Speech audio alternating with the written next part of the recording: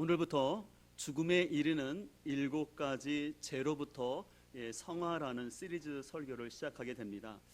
제가 이번 시리즈 설교 제목을 정하면서 죽음에 이르는 7가지라는 좀 무거운 부분이 있어서 좀 다른 제목으로 바꿀까 하다가 아무래도 직설적으로 다루는 것이 여러분 신앙 성장에 훨씬 도움이 될까 돼서 이 제목을 그대로 정했습니다.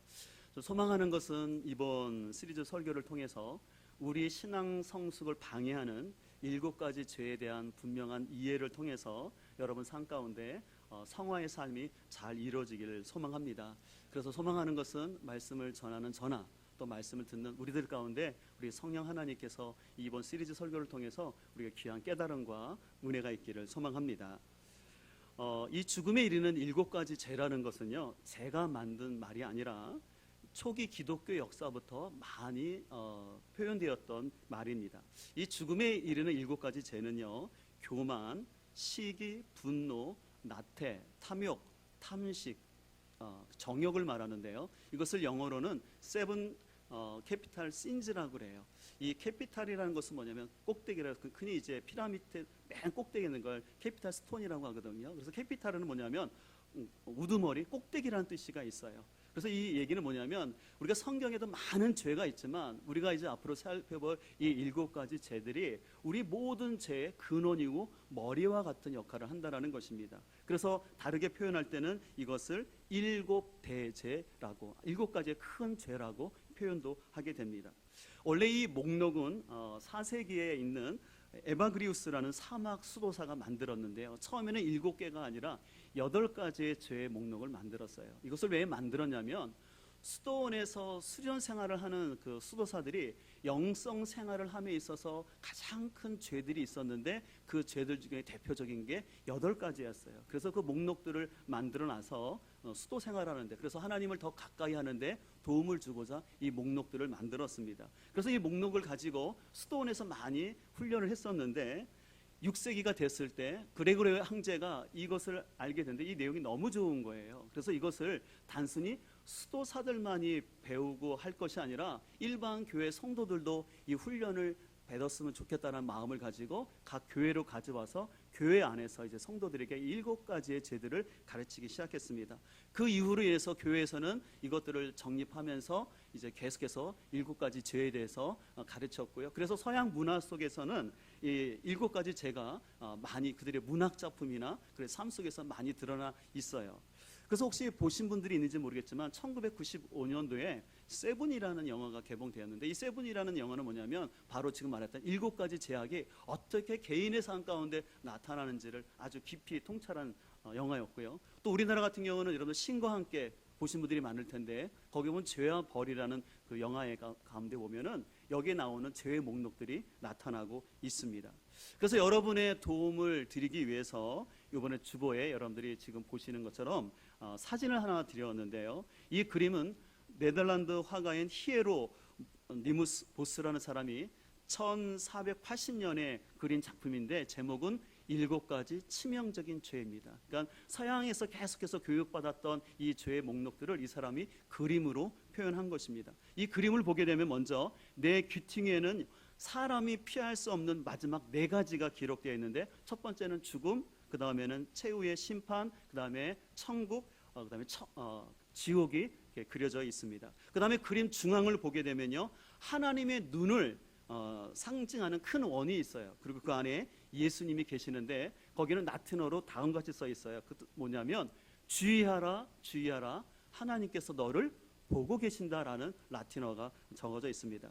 그러면서 이 그림을 보게 되면 맨 위에와 아래에 리본이 있는데 그 리본은 신명기 32장에 있는 말씀이 있어요. 근데 그 말씀은 한마디로 말해서 너희는 인생의 죽음을 기억하면서 자신의 삶을 잘 살펴서 마지막 날 하나님의 심판의 때가 있음을 잘 기억하라는 말씀입니다. 그리고 이제 이 둥그런 원을 중심으로 해서 우리가 내일부터 살펴볼 7가지의 죄들이 풍자적으로 그려져 있습니다. 그래서 이제 다음 주부터 이제 7가지 죄들을 하나하나씩 살펴보면서 어떻게 우리가 죽음에 이르는 7가지 죄로부터 성화의 구원을 이룰지 함께 살펴보고자 합니다. 오늘은 첫 시간으로서요, 인간이 피할 수 없는 인생의 마지막 네 가지에 대해서 살펴보면서 이 죄와 구원의 문제를 오늘 함께 좀 살펴보고자 합니다.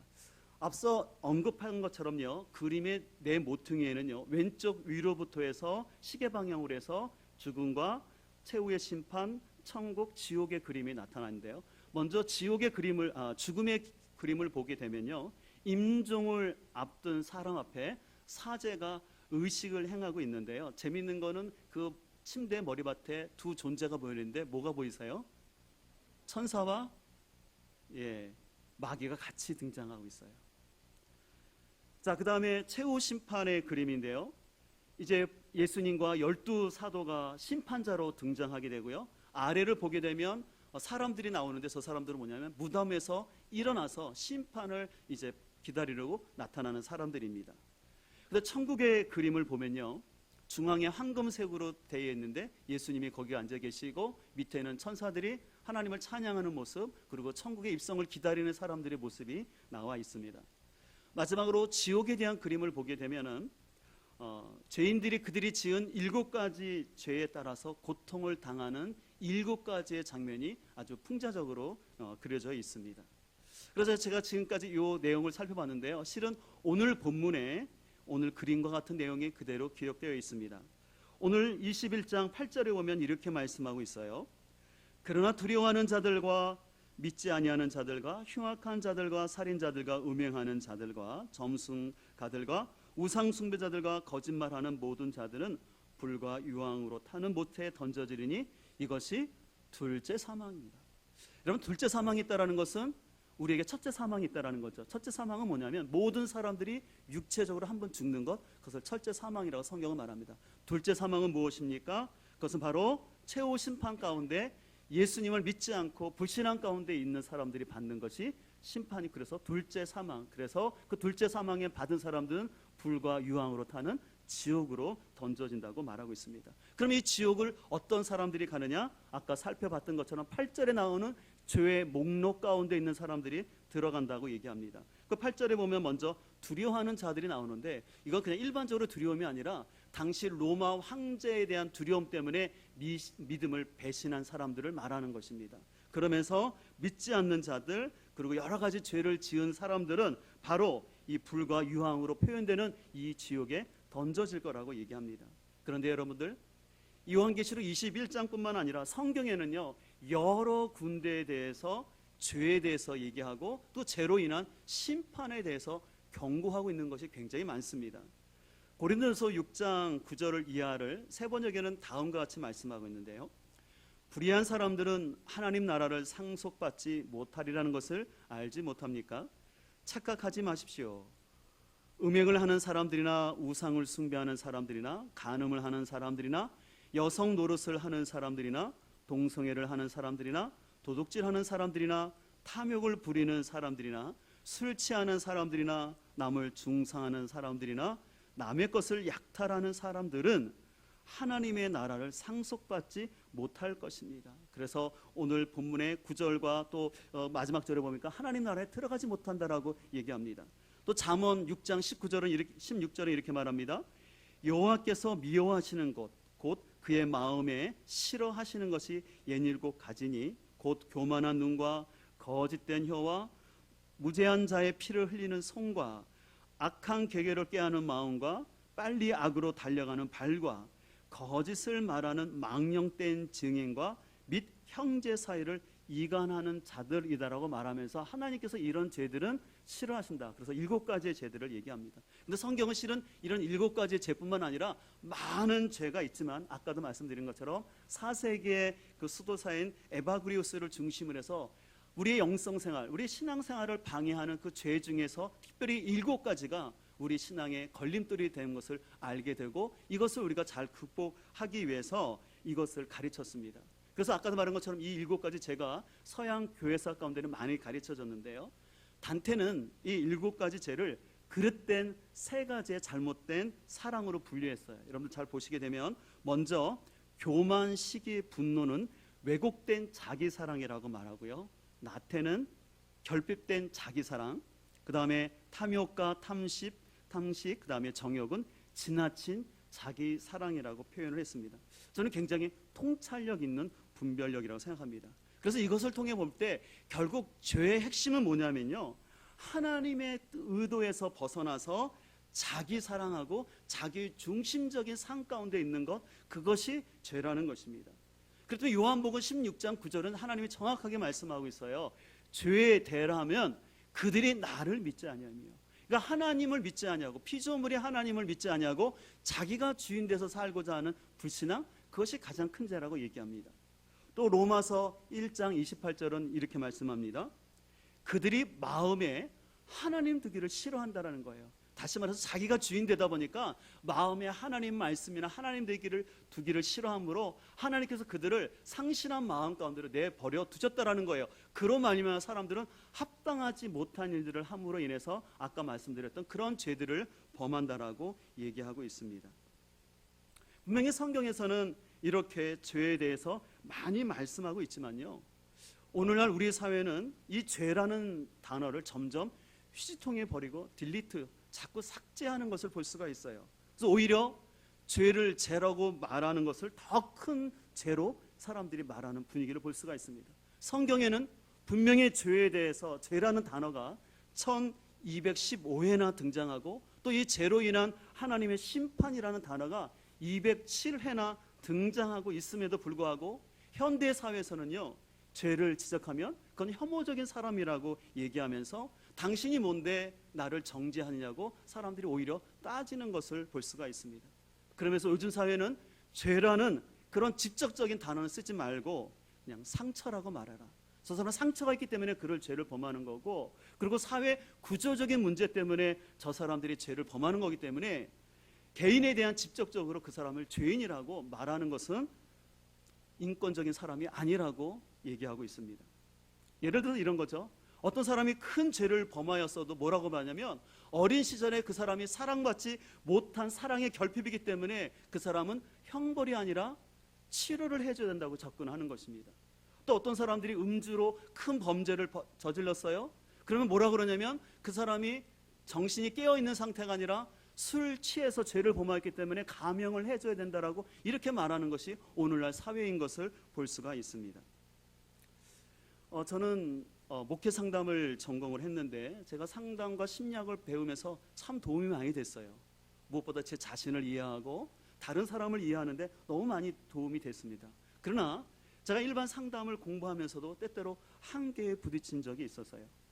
제가 15년 전에 특별히 그 가족 치료에 대해서 관심을 가지고 그 가족 치료의 대가인 버지니아 사티어라는 아주 훌륭한 사람이 있어요. 그래서 그 사람과 관련된 연구소에 가서 이제 함께 공부를 하게 되었는데, 거기서 좀 저하고 힘든 것은 뭐냐면 거기에 있는 소장님은 죄라는 단어를 쓰지 말라는 것이에요. 죄가 아니라 상처라고 말하고, 또 사람들의 어떤 그 내담자가 있을 때 그 사람들을 절대 도덕적으로 성경적인 기준으로 가지고 평가하면 안 되고 그냥 그 사람들의 인지 예곡을 그냥 받아들여야지 절대 도덕적인 성경적인 기준을 가지고 상담을 하면 안 된다라고 얘기하는 것입니다. 또 제가 대학원에 가서 일반 대학원에 가서 상담을 공부했지만 도움도 되는 것도 있지만 결국은 이 부분이 부딪히더라고요. 일반 상담의 궁극적인 목적은 뭐냐면 사람의 고통을 해결해서 자아 실현하는 거예요. 그러나 기독교의 관점은 틀리죠. 사람의 문제의 본질이 죄에 있다고 얘기하고 그것을 회개하고 하나님께 돌아서는 것이 우리 기독교 해결 방법 아니겠습니까? 그런 부분에서 제가 상담이 참 도움이 있으면서도 한계가 있는 것을 제가 여실히 느꼈습니다. 그래서 오늘날 상담, 심리학 계통에서는요, 죄라는 말을 쓰지 않아요. 이 상담뿐만 아니라 우리 사회에서도 점점 죄라는 단어를 사용하지 않습니다. 그러면 자꾸 사람들이 왜 죄라는 단어를 은폐하고 자꾸 버리게 하려고 할까요? 그것은 뭐냐면 사람들이 죄의 심각성을 직면하는 것을 꺼려하는 마음의 본심이 있기 때문에 그러는 거예요. 죄가 없다고 말하지만 실은 인간의 본성은 알거든요. 근데 그게 불편한 거예요. 그래서 칼 매닝거라는 박사님은 죄는 어디로 갔는가라는 책에서 좀 이런 답답한 마음을 표현했어요. 우리의 모든 어려움에 아무런 죄도 연루되지 않았다는 의미인가? 죄를 범한 사람은 아무도 없는가? 그러면 도대체 죄는 어디로 갔는가라고 얘기하는 거예요. 지금 미국 사회 가운데 여러 가지 죄의 현상들이 있는데 근데 그 죄가 없다고 한다면 지금이 나타나는 문제는 그럼 죄가 없이 제가 범한 사람 없는데 왜 이런 문제가 발생하고 있냐라고 얘기하는 것입니다. 마치 우리 같은 경우에 우리는 일제 식민지 치하 가운데 많은 고통을 당했습니다. 그래서 아직도 우리 사회에서 해결되지 않는 위안부 문제가 있고 강제징용 노동자들 문제가 있어요. 그러나 이것을 대하는 다른 나라 일본의 입장은 무엇입니까? 그것은 그 시대에 어쩔 수 없는 상황이었고, 그리고 그 사람들이 강제로 끌려간 것이 아니라 자발적인 그들은 성을 매춘한 것이다.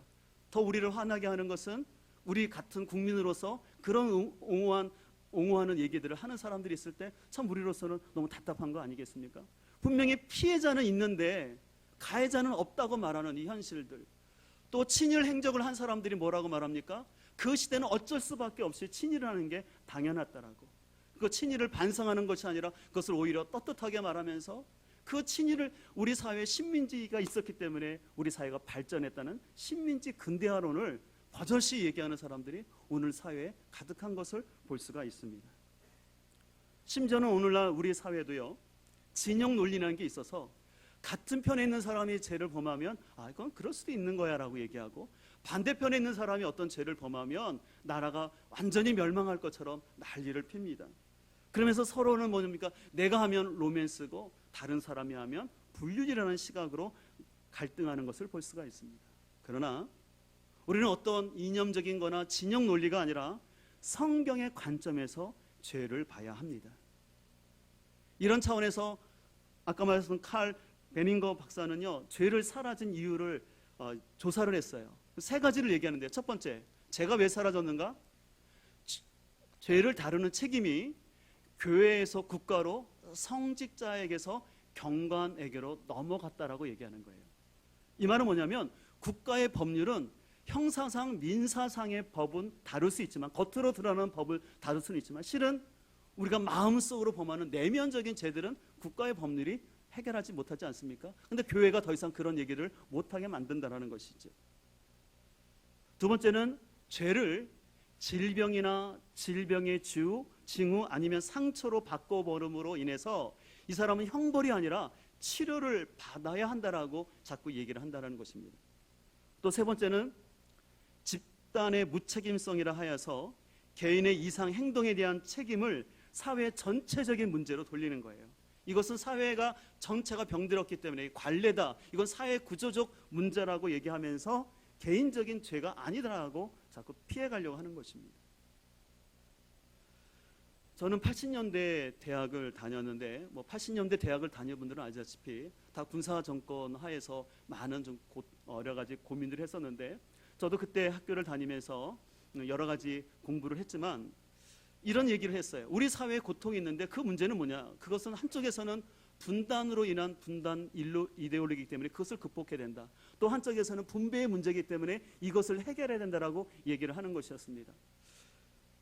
근데 가만히 제가 생각해볼수록 제 자신이나 그런 운동을 하는 선배들이나 후배들을 보더라도 그들이 굉장히 논리적이고 그럴싸한 얘기를 하지만 본질적으로는 죄인이라는 것이에요. 낮에는 좋은 스터디를 하고 좋은 얘기를 하지만 그들도 술을 먹으면 인간의 본성을 가지고 똑같은 죄를 범하는 것을 저는 보았어요. 그래서 저는 나름대로 제가 일반 대학에서 역사를 전공했기 때문에 우리 사회가 변화되기 위해서는 어떤 사회 분배의 구조를 바꾸고 국가 시스템을 바꾸고 제도를 바꿔야 된다고 얘기합니다. 틀린 건 아니에요. 그러나 진정한 사람의 변화는 분배 구조나 시스템을 바뀌어서가 아니라 죄의 문제가 해결돼야 되는 거예요. 죄의 문제가 해결되지 않는데 아무리 시스템을 바꿔봤자요, 악한 사람이 들어오면 그 시스템을 또 망가져 놓는 걸 우리가 보지 않았습니까?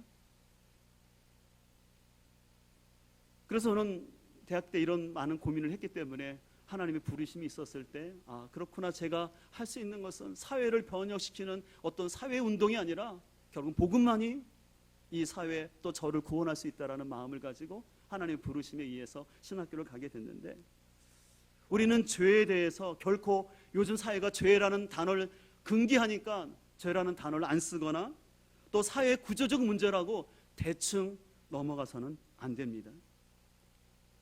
계속해서 칼 베닝거 박사는 이렇게 말합니다. 성직자가 죄를 사소한 것으로 처리한다면 그는 우리 문화 속에서 그의 정당한 역할을 계속 수행할 수 없다. 그러니까 오늘날 목회자가 죄에 대한 문제를 교회 안에서 다루지 아니하고 그냥 대충 넘어간다면 그 사람은 더 이상 목회자의 자격이 없다라는 것입니다. 여러분, 현실적으로 어떻습니까? 여러분들은 교회에 와서 목회자로부터 어떤 메시지를 듣고 싶습니까? 우리 과거의 선배님들은요, 가난하고 힘들고 배고팠지만 성경 말씀에 근거해서 분명히 죄를 가르치고 분명히 하나님의 말씀에 근거해서 치리를 했어요. 근데 오늘날 안타깝게도 더 이상 한국교회 치리는 없어진 것 같습니다. 오히려 치리를 한다면 성도들이 여기만 교회냐고 그냥 교회를 그냥 옮겨버립니다. 그러면서 자꾸 목회자들을 길들이는 것 같아요. 목사님, 우리는 한 주간 동안 세상에서 고생하고 힘들게 왔기 때문에 교회에 와서 위로받고 힘을 얻는 말씀을 듣고 싶지, 교회에 와서까지 죄에 대해서 언급하는 건 부담스럽습니다. 우리가 사회생활하도 힘든데 좀 등 두드러지고 엉덩이 두드리는 그런 좋은 말씀 해주셔야지 왜 자꾸 강한 말씀을 하세요? 그런 식으로 성도들이 반하고 있어요. 그러다 보니까 자꾸 요즘 목사님들이 설교 가운데 이 복음에 대한 정확한 선포가 아니라 어떻게 하면 사람들 자기 개발할 수 있을지, 어떻게 하면 성공할 수 있는지, 어떻게 하면 꿈을 이룰 수 있는지, 이것이 성경인 것처럼 자꾸만 얘기하는데 분명히 그런 것이지만 그건 본질은 아니라는 것이에요. 여러분들이 신앙생활하면서 우리는 착각하지 않아야 됩니다. 우리가 이렇게 예배 드리면서 정장을 하고 거룩하게 예배를 잘 드리지만 우리가 이렇게 앉아있다고 해서 선한 사람이 결코 아니라는 것이에요. 우리는 우리의 죄에 대해서 솔직하게 봐야 돼요. 왜냐하면 우리가 죄를 솔직하고 정직하게 보면 볼수록 우리 신앙이 변화되기 때문에 그래요. 반대로 왜 여러분들이 성장하지 않고 변화되지 않는지 아십니까? 제가 볼 때는 여러분들이 정직하지 않은 거예요. 뭐에 대해 정직하지 않냐면 자신의 죄에 대해서. 그러다 보니까 목회자가 죄에 대해서 그렇게 살면 안 된다고 말하면 오히려 불평하고 이상한 반응들을 보이는 것을 볼 수가 있어요. 예전에는 안 그랬는데, 예전에는 난 잘 살았는데 왜 목사님은 그렇게 까다롭고 힘들게 하냐고 말합니다. 그러나 여러분 기억하십시오. 우리가 죄에 대한 이해가 깊고 정확할수록 우리의 신앙은 변화될 뿐만 아니라 천국에서 하나님께서 우리에게 주실 그 상급이 귀할 줄 믿습니다. 여러분, 저는 죄는요 덮어주거나 그냥 숨겨주는 것이 아니라 성령님의 조명하심 앞에서 정직하게 드러나는 게 축복이에요. 여러분들 만약에 병원에 갔는데요, 근데 병원 의사 선생님이 너무 마음이 착한 거예요. 근데 내 안에는 어떤 암이나 큰 질병이 있어요. 근데 이 마음이 너무 착해가지고 의사 선생님이 이 환자가 상처받을까봐 이거 별거 아닙니다, 제가 주시는 이 약 먹고 이거 반창고 붙이면 나을 겁니다 라고 말한다면 여러분 그 의사를 어떻게 하겠어요? 직무유기로 고발하겠죠. 그런 의사는 없을 것입니다. 그래서 우리가 하나님 말씀에 의해서 자신의 죄를 깊이 알면 알수록 구원의 은총이 얼마나 귀한지를 알게 돼요. 그리고 예수님의 십자가 사건이 왜 필요했는지를 깨닫게 됩니다. 그러나 반대로 죄를 알지 못하면요, 자신이 죄인지 알지 못하면 구원의 필요성도 없고 예수님의 십자가 사건도 나에게 별 감흥이 없는 거예요. 그냥 부활절 되니까 고난주간 됐으니까 그냥 십자가 생각하나 보다, 그 정도밖에 안 돼요. 그러나 자신 안에 있는 죄를 정직하게 볼 수 있는 사람이라면요, 그 십자가에 대한 찬양만 나와도, 예수 그리스도에 대한 보혈에 대한 찬양이 나와도, 아까 찬양한 것처럼 인내하신 구세주여 내가 비오니라는 주여 주여 내가 주께 가온다, 그런 고백할 때마다 마음이 뜨거워지는 거예요. 그러나 자신 안에 죄를 보지 못한 사람은요, 목사님 왜 이런 고전적인 찬송을 하지? 좀 더 경쾌하고 힘있는 찬송을 하지? 그런 반응을 할 수 있다는 거예요. 소망하는 것은 우리가 죄를 직면하는 것이 일시적으로는 불편할 수 있습니다. 그러나 죄를 정직하게 직면하고 그것을 해결할 때 우리 안에 진정한 자유함이 나타나고 맡겨진 사명을 끝까지 감당하게 되는 줄 믿습니다. 그렇기 때문에 우리는요, 자신의 상처나 자기 연민에 예민하는 것이 아니라 우리는 죄에 민감해야 돼요. 그래서 죄에 민감할수록 그 사람은 성숙하고 성화합니다. 그리고 성숙하고 성하게 해야지만 끝까지 어떤 시련과 어려움이 있더라도 그 사명을 감당하는 사람이 될 줄 믿습니다. 그렇다면 우리는 죄를 어떻게 해결할 수 있을까요? 어떤 사람은 마음의 수련을 통해서, 그래서 어떤 사람은 흔히 수덕, 계속 덕을 실행함으로써 된다고 얘기합니다.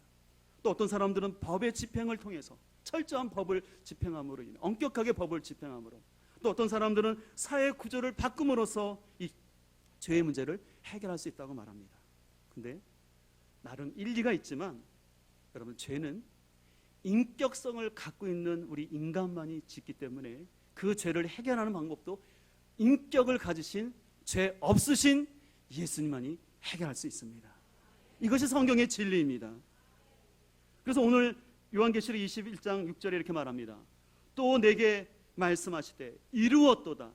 나는 알파와 오메가여 처음과 마지막이라. 내가 생명수 생문을 목마른 자에게 값없이 주리니. 여기 이루었다라는 것은 인류를 죄에서 구원하는 속죄의 사역을 창조주이시요 심판자이신 예수님께서 완성하셨다라는 거예요. 하나님의 열심으로 우리의 구원을 이루셨다라는 것입니다. 그래서 우리의 구원은 인간의 힘이 0.01%도 절대 들어갈 수가 없어요. 오직 하나님의 열심으로, 하나님의 은혜로 이루어집니다. 그래서 그 죄를 해결하는 방법은 인간의 수독과 종교적인 열심이 아니기 때문에 하나님이 진정 인간이 되셔서 피와 살을 다 찢기시는 그 십자가의 죽음으로, 그 보혈의 피로 말미암아 우리의 죄가 해결된 줄 믿습니다. 그런데 이 구원의 은총을 어떤 사람에게 주신다고 말하고 있냐면 목마른 자에게 값없이 주신다는 것이에요. 하나님이 은혜로 거저 주신다는 것입니다. 그래서 우리 죄로부터의 구원은 우리가 수독을 하고 노력을 해가서가 아니라 오직 하나님의 전적인 은혜로 거저받는 선물이라는 것이에요.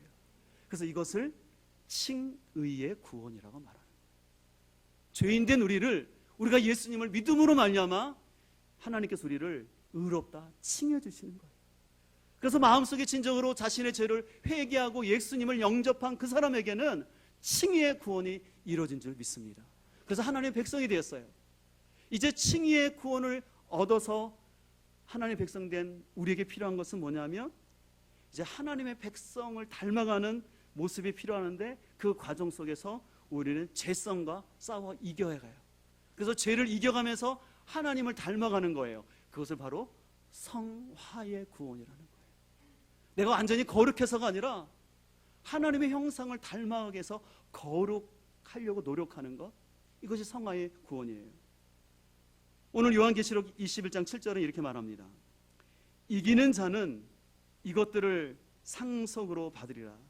나는 그의 하나님이 되고 그는 내 아들이 되리라. 여기서 이기는 자는 바로 회개하고 교회 안에서 믿음을 지킨 사람들인데, 이 이긴 자는 시제가 현재형이에요. 이 현재형이라는 것은 뭐냐면 이들은 지금 죄 가운데 벗어나서 성화의 삶을 지속적으로 이루고 있지만 이미 승리가 보장된 구원받은 사람이라는 것이에요. 내가 나중에 구원을 받을까 안 받을까 두려움에 있는 사람이 아니라 이긴 자들이었기 때문에 이미 구원의 승리가 확정된 사람이라는 것이에요. 이제 구원의 승리가 확정된 가운데 이제 우리가 필요한 것은 뭐냐면 죄를 싸워 이기는, 그래서 성화의 삶을 필요하는데 그 성화의 삶을 제일 중요한 요소는 이제 다음 주도 살펴볼 이 7가지의 죄의 문제를 얼마나 극복하고 얼마나 성숙하냐에 따라서 그 사람이 성화의 구원을 이룰 수 있는 거라는 것입니다. 그렇지만 오늘 8절은 분명히 말합니다. 이렇게 하나님이 구원의 은혜를 주셨음에도 불구하고 믿음을 버리고 죄에 타협하고 여러 가지 죄 가운데 있는 자들에게는 분명히 하나님의 심판이 있을 거라고 또한 하나님은 경고하고 있습니다. 최근에 리메이크된 빠삐용이라는 영화가 있는데 아마 저와 같은 연배의 분들은 이 빠삐용을 많이 보셨을 거예요. 스티븐 맥퀸과 더스틴 호프만이 나왔던 건데, 제가 이 영화 기억나는 것은 뭐냐면 그 감옥에서 그 바퀴벌레를 잡아먹는 그 광경 기억나시는 분들 있을 거예요. 제가 그 충격적이었어요. 그러니까 그 죽음의 감옥에서 이 사람은 탈출하고 싶었어요. 근데 많은 사람들은 저 섬이 너무나 죽음의 섬이기 때문에 아무도 벗어나지 못한다고 했어요. 그러나 이 사람은 자유에 대한 열망을 가지고 계속해서 파도를 보면서 어떻게 하면 내가 나갈 수 있을까 그 생각을 한 거죠. 그래서 때가 됐을 때 그 사람이 저 바위에서 떨어집니다. 그러면서 그 사람이 살아나게 돼요. 근데 그가 어떻게 살아났냐면 수영을 잘해서 살아난 것이 아니라 야자 열매로 만든 튜브를 붙잡음으로 인해서 그가 살아나게 되는 거예요. 그러면서 그가 명대사를 하죠. 야 이놈들아, 난 이렇게 살아있다. 너희들은 저 감옥에서 계속해서 붙잡아 있지만 나는 지금 자유의 몸이 되어서 살아있다라는 장면입니다. 제가 이 이야기를 왜 하냐면 이것이 우리의 좀 성화와 좀 많이 매치가 됐어요. 많은 사람들은 그 죽음의 감옥에서 다 포기하고 있었어요. 그러나 그 사람은 자유에 대한 열망을 가지고 준비한 다음에 결단하고 뛰어내렸어요. 뛰어내리는 건 내가 해야 되는 거예요. 그 다음에 그가 준비되었던 그 야자 열매를 붙잡음으로 그 안에 있음으로 그가 생명을 구원한 것처럼 우리가 구원받는 것도 내가 수영을 열심히 잘해서 노력해서 천국에 이르는 것이 아니라 예수 그리스도 안에 있을 때 하나님의 말씀을 붙잡을 때 우리에게 구원이 이루어진 줄 믿습니다. 그리고 나의 힘으로 저 천국에 가는 것이 아니라 이 조류가 움직이는 것처럼 우리가 성령님 안에 있을 때 성령을 따라 행할 때 성령님께서 우리를 저 아름다운 본향으로 인도할 줄 믿습니다. 소망하는 것은 이제 오늘부터 시작되는 꿈에 이르는 7가지 죄로부터의 성화라는 이 설교를 통해서 우리 모두가 다시 한번 우리의 죄를 깊이 살펴보고 우리가 그리스도 안에서 하나님의 형상을 닮아가는 그런 성화의 구원이 이루어지기를 간절히 소망합니다. 여러분 기억하십시오. 근데 이것은 내 힘이 아니에요. 이루었다라고 말씀하신 우리의 구원을 완성하신 오직 그 예수님 안에 우리의 구원이 있습니다. 그래서 우리 끊임없이 예수 그리스도를 갈망하면서 그 은혜 안에 머물므로 인하여서 우리 모두가 더욱더 그 십자가의 은혜 안에서 주님의 형상을 닮아가는 성숙한 공동체 되기를 간절히 소망합니다. 이 시간의 말씀을 기억하면서 우리 함께 좀 찬양하기를 원하는데요. 우리 찬송가 고통의 멍에 벗으려고 예수께로 나갑니다라는 찬양입니다. 오늘 말씀을 기억하면서 하나님, 내 인생의 고통과 여러 가지 멍에가 있지만 진정한 자유와 기쁨을 주시는 분은 오직 예수님이기 때문에 오직 예수님의 그 십자가를 바라보며 주께 나아가길 소망합니다. 이 시간 말씀을 기억하면서 함께 찬양하도록 하겠습니다.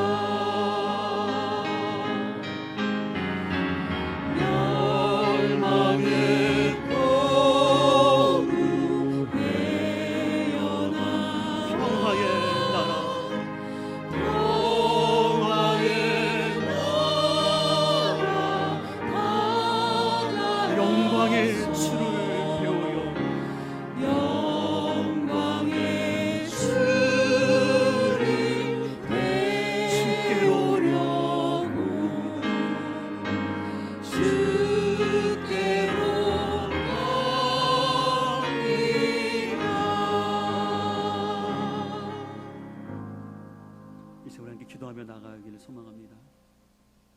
여러분, 오늘 말씀을 통해서 여러분은 죄의 기준이 무엇입니까? 여러분은 죄를 정직하게 직면하십니까? 아니면 내 상처라고, 나는 상처받았기 때문에 이럴 수밖에 없다라고, 아니면 우리 부모님, 우리 사회가 이렇기 때문에 나는 이럴 수밖에 없다라고 회피하지는 않은지,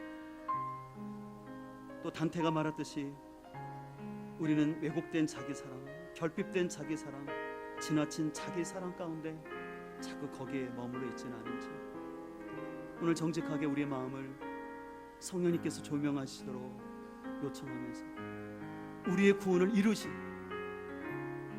그 온전한 은혜 앞에 우리 자신을 의탁하기를 원합니다. 내 힘으로 구원을 얻는 것이 아니라 오직 하나님의 은혜와 사랑으로 이 구원이 이루어졌음을 확신하게 하여 주시고, 오직 성령님과 함께 주님의 형상을 닮아가는 그런 삶이 이루어지게 하여 주옵소서.